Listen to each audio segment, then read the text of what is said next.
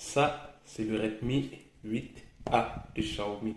Et ensemble, je vais vous dire pourquoi je pense que ce smartphone est encore très bien, même pour 2021. Alors, au niveau de la boîte, c'est quelque chose de très classique. Pour ceux qui connaissent déjà le smartphone, ils vont remarquer qu'il y a une petite différence.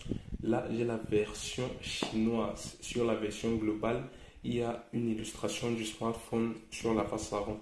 Ici, il n'y a rien du tout. Preuve que c'est la version chinoise. Vous allez voir quelques écritures, les spécifications du smartphone en chinois. Là, je ne comprends rien du tout, à part le 5000 mAh qui est écrit là. Sur les deux côtés de la boîte, il est écrit Redmi 8A. On va passer directement à l'ouverture de la boîte. Alors directement on a accueilli avec une sorte d'enveloppe. On va mettre déjà ça de côté. Ensuite on a le smartphone lui-même. On le met aussi de côté. Et à l'intérieur, au fond de la boîte, on a le chargeur secteur. Comme j'ai précisé, ça c'est la version chinoise, raison pour laquelle vous voyez, c'est pas ce qu'on a l'habitude de recevoir dans nos smartphones, parce que ça c'est l'adaptateur standard en Chine, je crois. Et là on a le cordon pour la recharge, je précise, il est USB type C. Ensuite, au niveau de la petite enveloppe, on va ouvrir. Là il y a l'éjecteur des cartes SIM et petite déception, il n'y a pas de pochette en silicone. D'habitude, dans le smartphone Xiaomi, il y a des pochettes en silicone. Là, il n'y en a pas. Il y a juste des petites notices en chinois, vu que c'est la version chinoise, bien sûr. Bon, on va arranger tout ça et on va passer au smartphone. Alors, le voici. Il y a déjà une plastique de protection avec écrit Redmi by Xiaomi. Alors l'arrière, c'est du plastique. Ça, c'est sans surprise. On va essayer d'enlever le film de protection.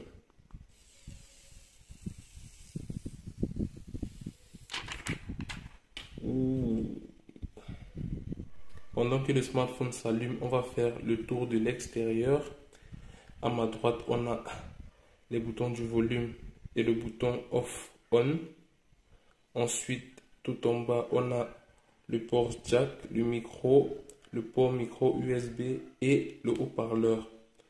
À gauche, on a l'entrée, le tiroir carte nano SIM. À noter que le smartphone est dual SIM et peut supporter une extension de carte micro SD. Au-dessus, on a un autre micro, je crois que ça c'est pour la qualité des appels audio. Devant, nous avons l'appareil photo de 8 mégapixels. En bas, on a écrit là Redmi. Ensuite, à l'arrière, un capteur photo de 12 mégapixels. Vu que c'est la première fois que j'allume le smartphone, ça va prendre un peu de temps. Donc, je crois qu'on va un peu patienter. Pour ce qui est des spécificités, nous avons une batterie de 5000 mAh avec le Fast Charge 18 watts, un écran de 6,2 pouces IPS LCD avec un ratio 19/9.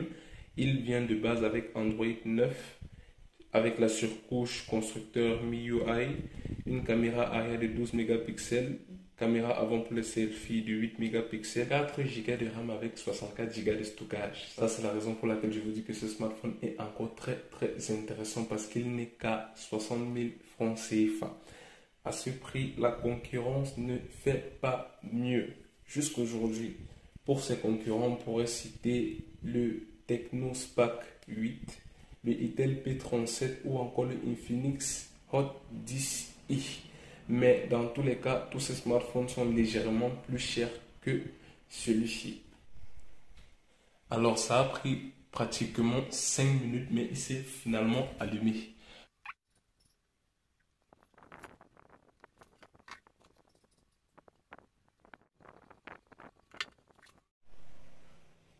Alors le setup est enfin terminé. On va directement passer à l'exploration du smartphone. Alors pour ceux qui ont l'habitude d'utiliser Xiaomi, ils ne seront pas dépaysés. Ici on retrouve MIUI, la surcouche maison de Xiaomi. Ici il est en version 12.02. Mais sinon, il y a une version 12.5 qui est sortie. On pourra faire la mise à jour plus tard. Alors là, on voit que c'est 64 Go. De base, le smartphone utilise déjà 11 Go. Moi, je trouve que c'est beaucoup. Ensuite, le nom de l'appareil, Redmi 8A. On va aller dans toutes les spécifications du smartphone. Alors, Redmi 8A, 4 Go de RAM avec un processeur octa-core max de 2,01 GHz. Alors, le mien est sous Android 10. Mais sinon, de base, je crois qu'il vient avec Android 9. Je crois que les versions chinoises, peut-être, ont été mises à jour avant d'être commercialisées. Sinon, de base, je crois qu'il vient avec Android 9. Alors, affichage, vous avez le choix entre le mode clair et le mode sombre. Je vais vous mettre le mode sombre. Et vous pouvez régler le mode sombre, c'est-à-dire que vous pouvez choisir à quel moment le mode sombre s'active. Petite chose quand même à noter, mot de passe et sécurité. Dans mot de passe et sécurité, ce smartphone n'a pas de scanner d'empreinte. Alors oui, ça va vous sembler peut-être très bizarre parce qu'aujourd'hui, tous les smartphones ont un scanner d'empreinte. Mais à ce prix, il fallait bien sûr faire des concessions. Mais sinon, il y a le déverrouillage facial que je peux vous assurer fonctionne très bien, en tout cas en bonne luminosité. Sinon, vous avez aussi le choix d'utiliser un mot de passe classique ou bien un schéma. Pour ce qui est de la prise en main, le smartphone fait environ 188 grammes. C'est assez agréable. Le smartphone a des bords arrondis, donc c'est très confortable quand on l'arrête dans la main. Et il n'est pas très lourd parce qu'il faut savoir que les smartphones qui ont une batterie de 5000 mAh sont souvent assez lourds. Celui-ci n'est pas très lourd. Et au niveau de la surcouche constructeur, comme d'habitude chez Xiaomi, c'est très propre. Mais là, il n'est pas connecté au réseau Wi-Fi. Donc, il n'y a pas de publicité. Mais je peux vous assurer qu'avec Xiaomi, quand ce smartphone sera connecté au Wi-Fi, on sera bombardé de publicité. Mais heureusement, il y a la possibilité de pouvoir les désactiver. Il faut passer par plusieurs manipulations pour pouvoir effectivement effacer toutes les publicités. Bon, pas toutes les publicités parce qu'il y en a certaines qui vont toujours rester de base. Mais sinon, vous pouvez au moins avoir une utilisation sans stress, sans avoir à penser aux publicités. Alors, le smartphone vient avec plusieurs applications de base, c'est-à-dire des applications que vous avez l'habitude de télécharger quand vous achetez un smartphone. Il vient déjà avec, c'est-à-dire vous avez déjà Opera Mini, Facebook, vous avez Netflix, Opera News, qui explique justement la présence de 11 Go de base dans le smartphone. Comme je vous le disais, je trouvais vraiment que 11 Go pour un smartphone qu'on n'a jamais utilisé, c'est beaucoup. Mais avec toutes les applications présentes dans le smartphone, c'est un peu justifié. Alors, s'il y a une chose que j'aime bien sur les smartphones Xiaomi, c'est l'application photo. Je trouve que leur application photo est vraiment l'une des plus complètes du marché. Il y a vraiment de quoi faire dans leur application photo.